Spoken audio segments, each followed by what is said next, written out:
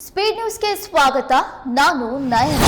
ರೇಣುಕಾ ಸ್ವಾಮಿ ಹತ್ಯೆ ಪ್ರಕರಣದ ತನಿಖೆ ನಡೆಸುತ್ತಿರುವ ಪೊಲೀಸರಿಗೆ ವಿಧಿ ವಿಜ್ಞಾನ ಪ್ರಯೋಗಾಲಯದ ವರದಿ ತಲುಪಿದ್ದು, ವರದಿಯಲ್ಲಿ ಹತ್ಯೆ ವೇಳೆ ದರ್ಶನ್ ಮತ್ತವರ ಗ್ಯಾಂಗ್ ನಡೆಸಿರುವ ರಕ್ಕಸತನದ ವರ್ತನೆ ಬಯಲಾಗಿದೆ. ವರದಿಯಲ್ಲಿ ದರ್ಶನ್ ಸೇರಿ 6 ಪ್ರಮುಖ ಆರೋಪಿಗಳ ಬಟ್ಟೆಗಳ ಮೇಲೆ ರೇಣುಕಾ ಸ್ವಾಮಿಯ ರಕ್ತದ ಕಲೆಗಳು ಇರುವುದು ದೃಢವಾಗಿದೆ. ಹತ್ಯೆ ನಡೆದ ಸಮಯದಲ್ಲಿ 6 ಆರೋಪಿಗಳು ಧರಿಸಿದ್ದ ಬಟ್ಟೆ, ಪಾದರಕ್ಷೆಗಳು ಮತ್ತು ಚರ್ಮದ ವಸ್ತುಗಳನ್ನು ಅವರ ಬಂಧನದ ನಂತರ ಅವರ ಮನೆಗಳಿಂದ ವಶಪಡಿಸಿಕೊಳ್ಳಲಾಗಿತ್ತು. ಇವುಗಳನ್ನು ವಿಧಿ ವಿಜ್ಞಾನ ಪ್ರಯೋಗಾಲಯಕ್ಕೆ ಪರೀಕ್ಷೆಗಾಗಿ ರವಾನಿಸಲಾಗಿತ್ತು. ಸೋಮವಾರ ಸಂಜೆ ವರದಿಯ ಇಮೇಲ್ ಪ್ರತಿಯನ್ನ ತನಿಖಾಧಿಕಾರಿಗಳಿಗೆ ಕಳುಹಿಸಲಾಗಿದ್ದು, ಸೋಮವಾರ ಸಂಜೆ ನಗರ ಪೊಲೀಸ್ ಆಯುಕ್ತ ಬಿ ದಯಾನಂದ್ ಅವರು ಅಧಿಕಾರಿಗಳೊಂದಿಗೆ ಸಭೆ ನಡೆಸಿದ್ದಾರೆ ಎಂದು ವರದಿಗಳು ತಿಳಿಸಿವೆ. ಕೆಂಪೇಗೌಡ ಅಂತಾರಾಷ್ಟ್ರೀಯ ವಿಮಾನ ನಿಲ್ದಾಣದ ಸಿಬ್ಬಂದಿಯೊಬ್ಬರಿಗೆ ಹೈದರಾಬಾದ್ನಿಂದ ಕರೆ ಮಾಡಿ ಆತಂಕ ಸೃಷ್ಟಿಸಿದ್ದ ವ್ಯಕ್ತಿಯೊಬ್ಬ ಮತ್ತೆ ಕರೆ ಮಾಡಿ ಕ್ಷಮೆ ಯಾಚಿಸಿರುವ ಘಟನೆ ಸೋಮವಾರ ಸಂಜೆ ನಡೆದಿದೆ. ಬೆದರಿಕೆ ಕರೆ ಮಾಡಿದ ವ್ಯಕ್ತಿಯ ವಿರುದ್ಧ ಪ್ರಕರಣ ದಾಖಲಾಗಿದೆ. ಬೆಂಗಳೂರು ಮತ್ತು ಚೆನ್ನೈ ವಿಮಾನ ನಿಲ್ದಾಣಗಳಲ್ಲಿ ಬಾಂಬ್ ಇರಿಸಿರುವ ಬಗ್ಗೆ ಸೋಮವಾರ ಸಂಜೆ 6:30ರ ಸುಮಾರಿಗೆ ಅನಾಮಧೇಯ ವ್ಯಕ್ತಿಯೊಬ್ಬನಿಂದ ದೂರವಾಣಿ ಕರೆ ಬಂದಿತ್ತು. ಕೆಲ ಸಮಯದ ಬಳಿಕ ಅದೇ ಸಂಖ್ಯೆಗೆ ಮತ್ತೆ ಕರೆ ಮಾಡಿದ ವ್ಯಕ್ತಿ ಕ್ಷಮೆಯನ್ನ ಯಾಚಿಸಿದ. ಮದ್ಯಪಾನ ಮಾಡಿದ್ದು ತಪ್ಪಾಗಿ ಕರೆ ಮಾಡಿರುವುದಾಗಿ ತಿಳಿಸಿದ್ರು. ಈ ಕುರಿತು ವಿಮಾನ ನಿಲ್ದಾಣದ ಸಿಬ್ಬಂದಿ ಮಾಹಿತಿಯನ್ನ ನೀಡಿದ್ದಾರೆ. 2 ಕರೆಗಳ ನಂತರ ವಿಮಾನ ನಿಲ್ದಾಣದಲ್ಲಿ ಬಾಂಬ್ ಬೆದರಿಕೆ ಮೌಲ್ಯಮಾಪನ ಸಮಿತಿ ತುರ್ತು ಸಭೆ ನಡೆಸಿತು. ದೂರವಾಣಿ ಕರೆಯಲ್ಲಿ ವ್ಯಕ್ತಿಯು ಟರ್ಮಿನಲ್, ವಿಮಾನ ಮತ್ತು ಯಾವುದೇ ನಿರ್ದಿಷ್ಟ ಸ್ಥಳದ ಕುರಿತು ಮಾತನಾಡಲಿಲ್ಲ. ಹೀಗಾಗಿ ಇದು ನಕಲಿ ಎಂಬುದಾಗಿ ನಿರ್ಣಯಕ್ಕೆ ಬರಲಾಗಿದೆ. ಕಳೆದ 1 ವಾರದಿಂದ ಮಾಯವಾಗಿದ್ದ ಮಳೆರಾಯ ಮತ್ತೆ ಪ್ರತ್ಯಕ್ಷವಾಗಿದ್ದಾನೆ. ಕಳೆದ ರಾತ್ರಿ ಇಡೀ ಜಿಲ್ಲೆಯ ಹಲವು ಕಡೆ ವರುಣದೇವ ಅಬ್ಬರಿಸಿದ್ದಾನೆ. ಶಿವಮೊಗ್ಗ ನಗರದಲ್ಲೂ ಕೂಡ ರಾತ್ರಿ ಭಾರಿ ಮಳೆ ಸುರಿಯಿತು. ತಡರಾತ್ರಿ ಆರಂಭವಾದ ಮಳೆ ಬೆಳಗಿನ ಜಾವದವರೆಗೂ ಮುಂದುವರಿಯಿತು. ಈ ನಡುವೆ ಹವಾಮಾನ ಇಲಾಖೆಯವರು 3-4 ದಿನ ಭಾರಿ ಮಳೆಯ ಮುನ್ಸೂಚನೆಯನ್ನ ನೀಡಿದ್ದಾರೆ.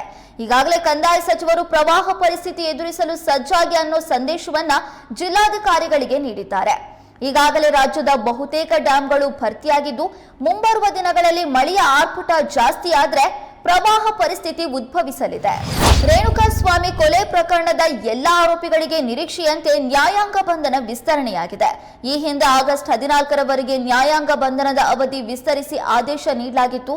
ಇಂದು ಮಧ್ಯಾಹ್ನ ವಿಡಿಯೋ ಕಾನ್ಫರೆನ್ಸ್ ಮೂಲಕ ನಟ ದರ್ಶನ್ ಮತ್ತು ಪ್ರಕರಣದ ಇತರೆ ಆರೋಪಿಗಳನ್ನ 24ನೇ ಎಸಿಎಂಎಂ ಇನ್ಚಾರ್ಜ್ ಕೋರ್ಟ್ ಎದುರು ಹಾಜರುಪಡಿಸಲಾಯಿತು.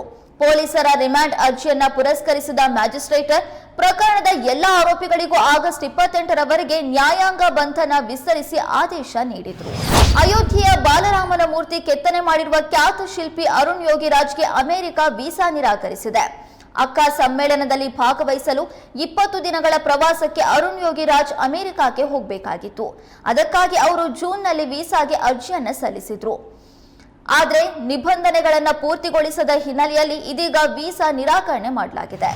ಕೆಲವೊಂದು ಸಿನಿಮಾ ಮಾಡಿದ್ರೆ ಸಾಲೋದಿಲ್ಲ, ಅದನ್ನ ಜನರಿಗೆ ತಲುಪಿಸಲು 10 ಬಗೆಯ ಕ್ರಿಯೇಟಿವಿಟಿ ಬೇಕಾಗುತ್ತೆ. ಶೀರ್ಷಿಕೆಯಿಂದ ಶುಭಂ ತನಕ ಎಷ್ಟು ಹೊಸದಾಗಿ ಯೋಚಿಸಿದ್ರೂ ಸಾಲೋದಿಲ್ಲ. ಹಾಗಾಗಿ ನಿರ್ಮಾಪಕರು, ನಿರ್ದೇಶಕರು, ಕಲಾವಿದರು, ತಂತ್ರಜ್ಞರು ಹೊಸ ಐಡಿಯಾಗಳನ್ನ ಪ್ರಯತ್ನಿಸುತ್ತಲೇ ಇರ್ತಾರೆ. ಅದರಲ್ಲೂ ಜನರ ಗಮನ ಸೆಳೆಯುವಂತಹ ಶೀರ್ಷಿಕೆ ಹಾಗೂ ಪೋಸ್ಟರ್ ತುಂಬಾನೇ ಮುಖ್ಯವಾಗುತ್ತೆ. ಈ ಹಿನ್ನೆಲೆಯಲ್ಲಿ ಹೊಸ ಚಿತ್ರತಂಡವೊಂದು ವೈಕುಂಠ ಸಮಾರಾಧನೆ ಎಂಬ ಶೀರ್ಷಿಕೆಯಲ್ಲಿ ಸಿನಿಮಾವನ್ನ ಮಾಡಿದೆ. ಅದೇ ಥೀಮ್ನಲ್ಲಿ ಪೋಸ್ಟರ್ ಬಿಡುಗಡೆ ಮಾಡಿ ಅಚ್ಚರಿ ಮೂಡಿಸಿದೆ. ಟೀಂ ಇಂಡಿಯಾದ ಮಾಜಿ ಆಟಗಾರ ಕನ್ನಡಿಗ ದೊಡ್ಡ ಗಣೇಶ್ ಅವರು ಕೀನ್ಯಾ ರಾಷ್ಟ್ರೀಯ ತಂಡದ ಮುಖ್ಯ ಕೋಚ್ ಆಗಿ ನೇಮಕವಾಗಿದ್ದಾರೆ.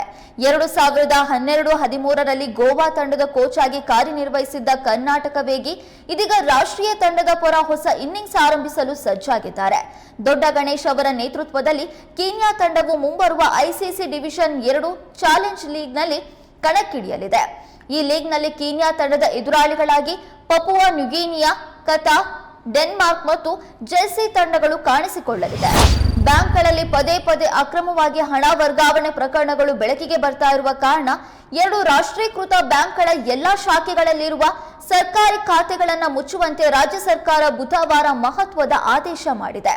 State bank of India, Punjab national ಬ್ಯಾಂಕ್ಗಳ ಎಲ್ಲಾ ಶಾಖೆಗಳಲ್ಲಿರುವ ಸರ್ಕಾರಿ ಖಾತೆಗಳನ್ನು ಬಂದ್ ಮಾಡಲು ಸೂಚನೆಯನ್ನ ನೀಡಲಾಗಿದೆ.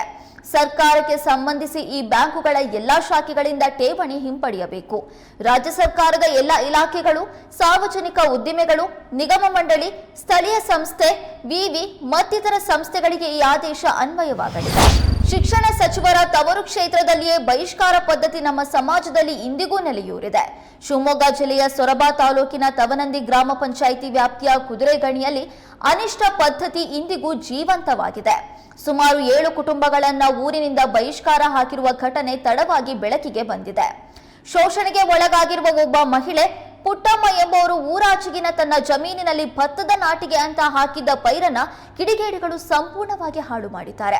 ಇದರಿಂದ ಮನನೊಂದ ಮಹಿಳೆ ವಿಷ ಸೇವಿಸಿ ಆತ್ಮಹತ್ಯೆಗೆ ಯತ್ನಿಸಿದ್ದಾಳೆ. ತಕ್ಷಣ ಪುಟ್ಟಮ್ಮನನ್ನ ಸೊರಬಾದ ಆಸ್ಪತ್ರೆಗೆ ಚಿಕಿತ್ಸೆಗಾಗಿ ಸೇರಿಸಲಾಗಿದೆ.